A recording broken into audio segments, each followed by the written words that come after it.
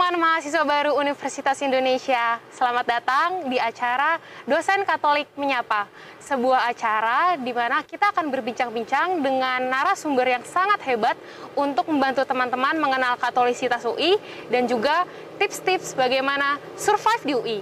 Nah, hari ini kita kedatangan narasumber yang luar biasa, seorang ahli bedah plastik dan juga staf pengajar Fakultas Kedokteran Universitas Indonesia, Dr. Teddy. Selamat sore, Dr. Teddy. Selamat sore, Cecil. Ya, teman-teman, hari ini kita akan membicarakan mengenai sisi mentalitas seorang mahasiswa. Nah, teman-teman, kita akan tanya-tanya sedikit nih ya, Dok, dengan Dr. Teddy. Mungkin pertanyaan pertama, Dok, bagaimana kita sebagai seorang mahasiswa bisa aktif di akademis dan juga aktif di organisasi, dan juga mungkin ada teman-teman yang ingin freelance atau bekerja di luar kampus. Nah, bagaimana sih, Dok, caranya agar semuanya bisa berjalan dengan baik? Silakan, Dokter. Wow, pertanyaan Anda ini very smart. Ada di mahasiswa. Saya kira pertanyaan Cecil sangat bagus. Untuk saya, di era PJJ saat ini, saya mengamati dan bisa mendapatkan besar kemungkinan bahwa Anda sibuk dengan pekerjaan-pekerjaan yang berbasis daring. Ya, betul. Tetapi, pekerjaan-pekerjaan berbasis daring itu tidak harus menghambat Anda untuk juga bisa berekspresi dalam aktivitas yang lain seperti yang ditanyakan oleh Sisil tadi.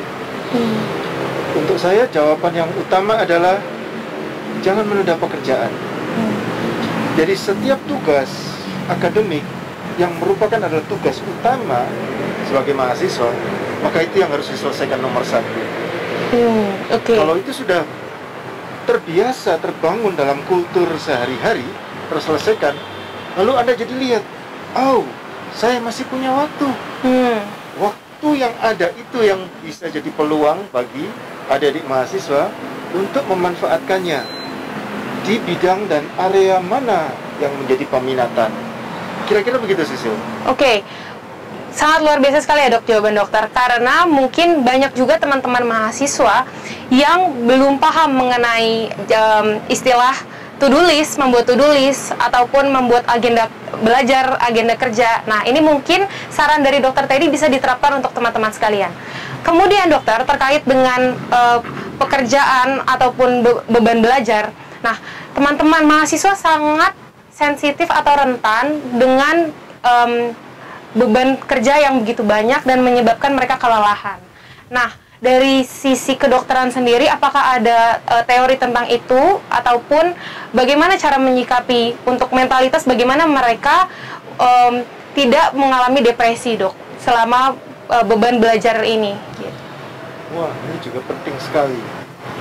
Ya, ada di mahasiswa, pekerjaan yang berbasis daring, pekerjaan selalu di depan komputer, itu akan juga membawa konsekuensi lelah. Maka kita perlu memperhatikan diri sendiri bahwa harus ada waktu yang cukup untuk beristirahat. Artinya, kalau sudah di luar tugas yang sudah terselesaikan dan Anda merasakan itu sebagai sebuah kelelahan, berarti Anda harus betul-betul mengambil waktu untuk istirahat. Namun, waktu istirahat yang kita sudah kenali ya, 7-8 jam tidur sehari itu akan jauh lebih segar kalau Anda, saya dan Anda mahasiswa mengambil peluang setidaknya 30 menit dalam sehari untuk berolahraga. Berolahraga itu dalam arti sebenarnya menggerakkan tubuh secara fisik. Kalau pakai bahasa sederhana, sampai berkeringat. 1 jam is gonna be much better. Nah, itu akan membuat endurance kita akan baik. Cecil, ada yang tidak tepat loh, yang saya amati ketika kita mengalami kelelahan, lalu kita berusaha mencari, gue mau relax dulu gue mau cari hiburan. Hiburannya apa? Nonton. Netflix, mungkin bisa bagus itu menyegarkan refreshing psikis, tetapi malah itu bisa menambah kelelahan ketika kita sudah menghabiskan waktu dengan komputer dan semua pekerjaan yang harus dibereskan dengan daring. Malah menjadi bumerang ya, Dok ya. Ingin refreshing tapi malah untuk tubuh kita sendiri malah jadi tidak bagus ya dok untuk menonton. Apalagi ini teman-teman mungkin di era sekarang lagi terkenal permainan yang namanya Among Us dok. Itu permainan di gadget juga. Nah itu berarti tidak baik ya teman-teman untuk mengambil pelarian dari kelelahan karena PJJ dengan permainan ataupun nonton-nonton seperti itu ya dok ya. Oke, nih berarti lebih baik untuk aktivitas fisik ataupun juga musik ya dok. Oke, mungkin teman-teman ini ada yang kurang paham atau masih penasaran, nanti bisa langsung tanya di kolom chat kita ya. Nanti akan dijawab oleh teman-teman dari tim kami. Oke, dok, pertanyaan ketiga. Pertanyaan ini menarik dok. Jadi saya sendiri sebagai seorang mahasiswa banyak melihat teman-teman saya mengalami kasus pelecehan.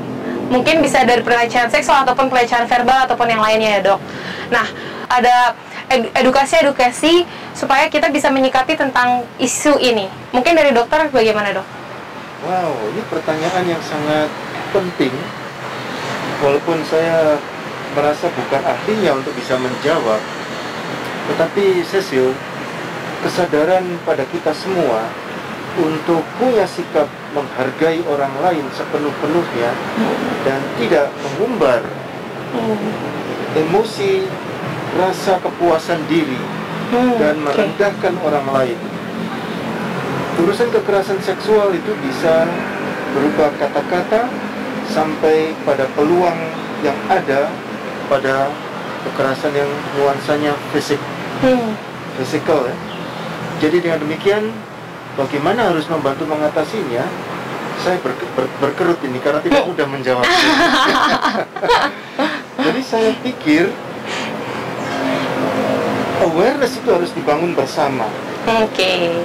Dan mahasiswa, Anda juga perlu tahu bahwa di Universitas Indonesia sudah dibuat standar operating procedure SOP untuk mengatasi atau menerima pelaporan terkait dengan kekerasan seksual.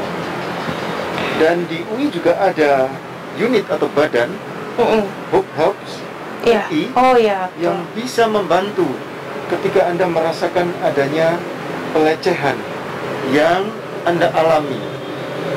Dengan kemauan Anda untuk mengutarakan pengalaman buruk tersebut akan membuat tingkat awareness dan kesadaran di seluruh kalangan di universitas kita tercinta ini akan meningkat.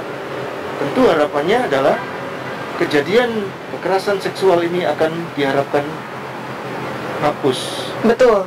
Hilang dari Universitas Indonesia. Betul. Saya tidak tahu jawaban idealnya karena harus kita undang pakar yang bisa berbicara lebih dalam tentang kekerasan seksual ini. Iya. Tapi pertanyaan Anda tentang awareness bagus sekali. Iya. Nah, ini mungkin bisa menjadi informasi baru juga untuk teman-teman ya, bahwa untuk menghindari kekerasan seksual secara masif, yaitu tadi harus dibangun sebuah mentalitas awareness supaya kita menghargai orang sebesar-besarnya, seluas-luasnya. Seperti itu teman-teman. Demikian acara kita pada hari ini, sesi talk show bersama dengan Dr. Teddy. Terima kasih dokter atas kesediaannya meluangkan waktu untuk memberi tips-tips bagi mahasiswa baru, bagaimana cara survive di dunia kampus, dan juga bagaimana cara menjaga kesehatan selama pembelajaran. Demikian dan sampai jumpa.